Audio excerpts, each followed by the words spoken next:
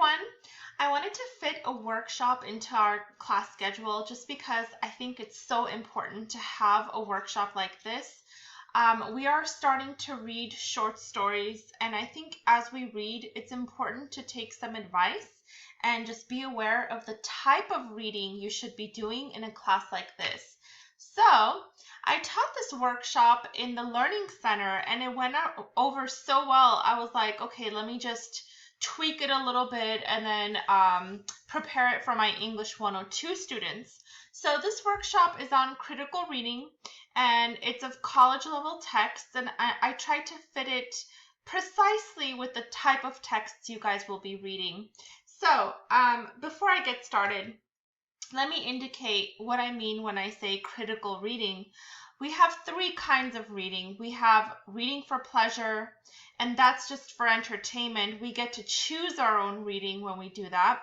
Reading for information, that's usually when we're just looking for something. It's very short term. I'm looking for the definition of a word, or I'm looking for a certain historical event. I might consult an encyclopedia, and then that's it. I'm done. But critical reading is the type of reading that I think is incredibly hard. This is the kind of reading where we're just scanning for information. We're trying to find the meaning behind it. We're trying to find significance behind it. We're trying to identify themes. I have to tell you, it's difficult. It takes a whole lot of mental power to be able to do proper critical reading. So I put together 10 steps on how to be a stronger critical reader. So we're going to do these 10 steps, and then we're going to have a total of 2 practices. In each practice, you guys will be providing 2 examples.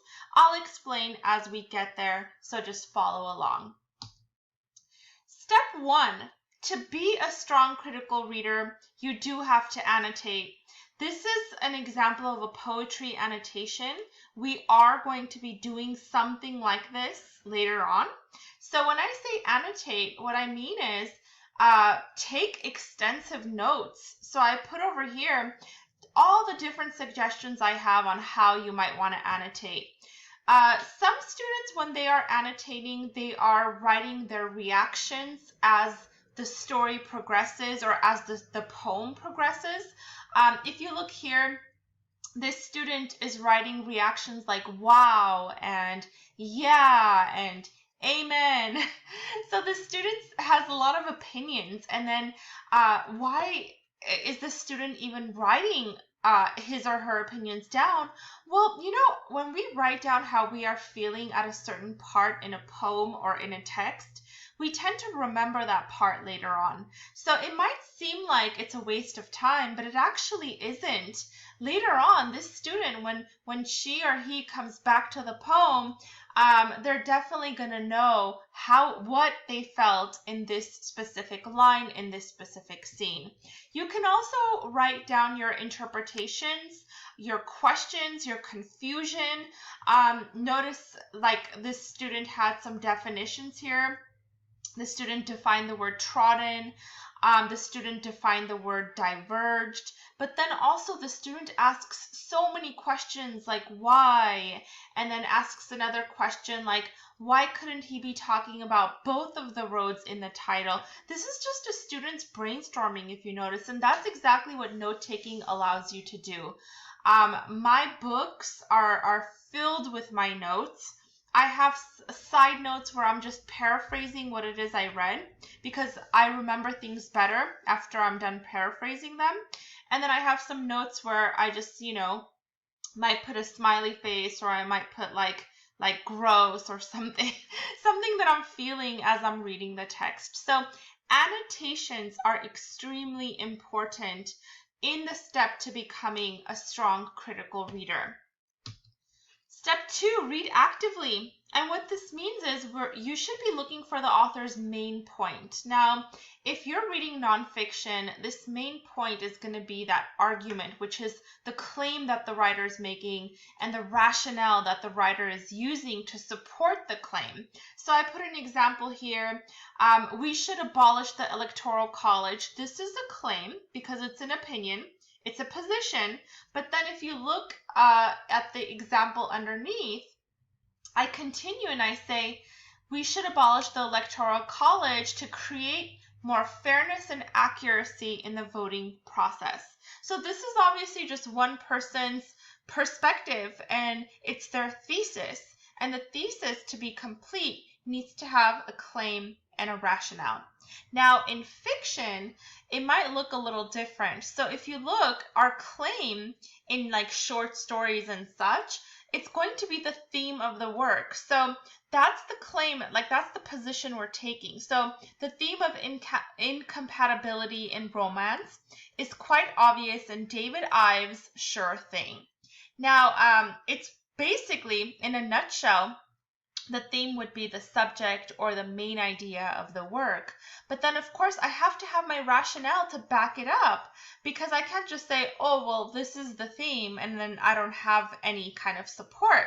Well, I'm going to prove my case through the use of dialogue and the motif of the bell ringing to mark the end of each awkward interaction between Bill and Betty. And you guys will see, because you'll read this story later on. I think this thesis will make more sense at that time. But in a nutshell, to become a strong critical reader, you have to be reading actively at all times. Try to search for that main idea in the work. Now, step 3, understand authorial and opening context. So what I mean by that is, you want to ask questions like who, what, when, where.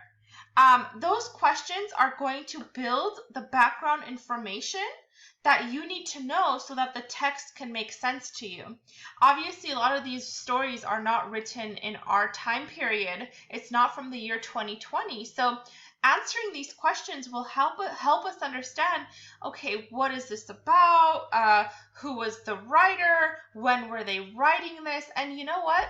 Sometimes you might want to ask the question why and how. So I decided to put just the opening paragraph of Martin Luther King Jr.'s letter from Birmingham jail. This is just his opener.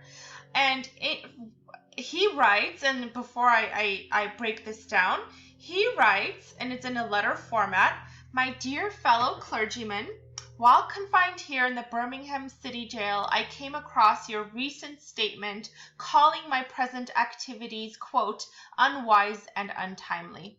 Seldom do I pause to answer criticism of my work and ideas. If I sought to answer all the criticisms that cross my desk, my secretaries would have little time for anything other than such correspondence in the course of the day, and I would have no time for constructive work. But since I feel that you are men of genuine goodwill, and that your criticisms are sincerely set forth, I want to try to answer your statement in what I hope will be patient and reasonable terms." Now, there's so much to say about this text, but this step isn't really about analyzing the text. It's just about understanding it. So, check out my breakdown of the context. The who is Martin Luther King Jr.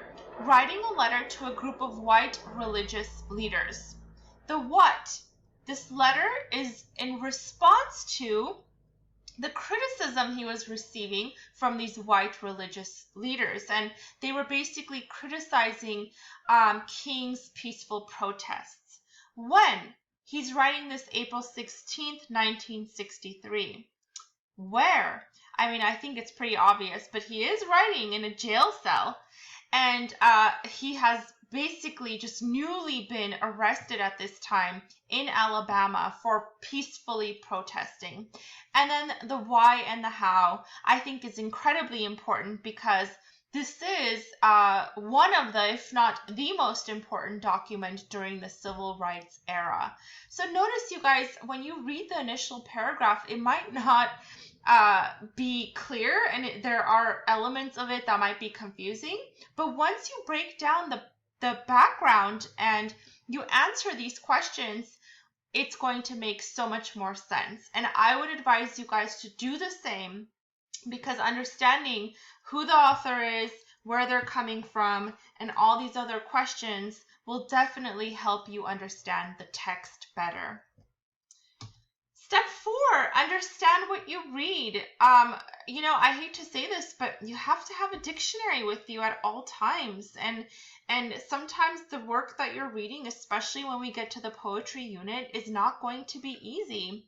So this is Sonnet 130, and I'm not going to read this out loud, but I do want you guys to read it in your own time. Maybe read it in a British accent, make it all Shakespearean. And I just wanted to pinpoint, as I was reading this poem, there were a few words that I didn't quite understand. So, for example, the word done. Shakespeare writes this word in the 3rd line. He says, "If snow be white, why then her breasts are done." Initially, I felt confused by the word, but when I look it up, it just means tanned. So her breasts have sun exposure. The word damasked, which appears here, I have seen roses damasked red and white, it just means intertwined when you put the red next to the white. The word treads, now I did know what treading meant, but when I was reading this, and it says over here, I grant I never saw a goddess go, my mistress when she walks treads on the ground. I didn't quite understand what the difference was between walking and treading, and then after looking it up, I realized that it just means a stomping way of walking. So I thought, okay, that makes total sense, since he's trying to compare how a goddess walks to maybe, I don't know, how a horse walks. It's not as elegant or swift or maybe heavenly. So in a nutshell, if you are able to summarize the text that you read, it just means that you have understood what you read. So I guess my advice is to be a stronger critical reader. You might want to define the words that are unfamiliar to you. That would be the first part. And the second part would be try to summarize in your own words what you think the main idea of the text or the poem is. And step 5, recognize counter arguments. Now, most of the time, this is in nonfiction. So we refer to counter arguments when we are choosing the opponent's position as a way to cast light on what other people say. But ultimately, the whole point of a counter argument is to refute it, because a refutation is just going to make you seem better prepared in an argument. So it's basically a rebuttal. That's why we use counter arguments, because we're ready with our rebuttals to argue against them. So I put over here just an important point I want you guys to think about. I put in fiction, anticipate how others might be reading and responding to the story. It's not a bad idea to read the analysis of a few literary critics.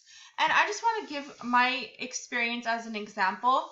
When I was doing my thesis on Jane Austen, I wanted to write about her politics, but Jane Austen is not a political writer, so her politics it's really something you have to look for that's written in between the lines.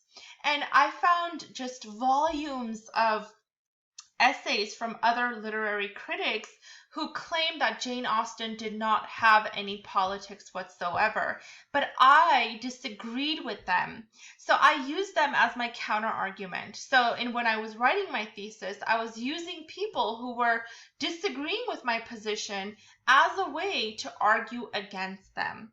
It just makes your argument a little bit more relevant, and it also makes you seem like you are better informed in an argument. And that, my friends, is step 5. And I am going to explain what I would like you to do in our practice in this next video.